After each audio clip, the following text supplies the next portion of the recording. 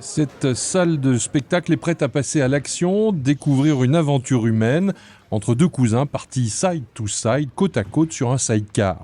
Marc et François, ils prendront la parole ensuite. Ils se proposent de rester, de passer un petit moment à l'issue du documentaire. Ce voyage sur le papier, si tu réfléchis bien, tu le fais pas. C'est une vraie idée à la con, dès le début. 4 mois et plus, 24 avec quelqu'un. On se parle quand même de traverser la moitié de la planète en sidecar avec un fauteuil roulant. Multi-traumatisé après un accident de voiture, François vit désormais dans un fauteuil roulant. Et pourtant, c'est Marc qui a le plus changé après cette épopée. Je pense que oui. Mais en même temps, il fallait qu'il assume. Il m'a proposé un voyage super. Mais on a fait le voyage. Franchement, c'est pas mal. Mais il fallait vivre le voyage. Du coup, il a dû assumer jusqu'au bout. C'est pas mal, ça fait changer un peu. Vu mon état, je ne fais pas des choses très différentes. Là, ça me permet de faire un truc, voir des gens, voir du monde, du pays. Je pense que maintenant, grâce au voyage, je comprends mieux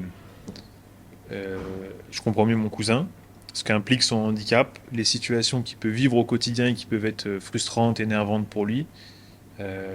Ça, c'est la première chose. Et la deuxième, je pense que fondamentalement, on se comprend mieux. Et du coup, on est un vrai binôme maintenant. Ce qui n'était pas forcément le cas pendant le voyage. Il fait chaud, mais il fait chaud. On nous avait bien dit de ne pas venir ici. C'est un enfer. Ce que retiennent nos aventuriers, c'est qu'il ne faut pas se limiter et parfois passer en force face à ceux qui conseillent, décident, des conseils Faut désapprouvent. être bien aidé, faut le reconnaître. Mais franchement, si on a envie de le faire, on est prêt à faire des efforts, beaucoup de choses sont possibles quand même. J'ai un objet pour vous. Il faut que ce documentaire, ce voyage, les gars, ça donne envie à d'autres de tenter l'impossible. C'est ma vie quand même. On ne décide pas pour moi. Ça pour tout le monde en fait. Simplement. Arrêtez d'essayer pour tout le monde pour les autres. Tout simplement.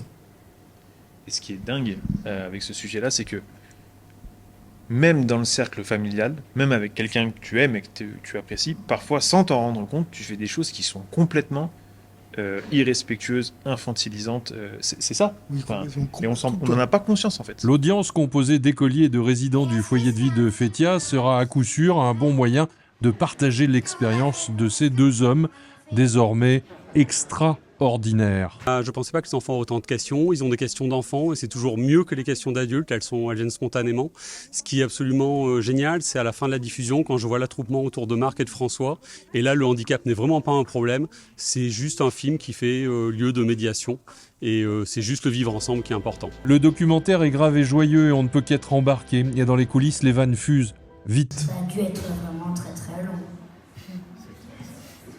Avec lui, c'est assez long, oui, c'est vrai.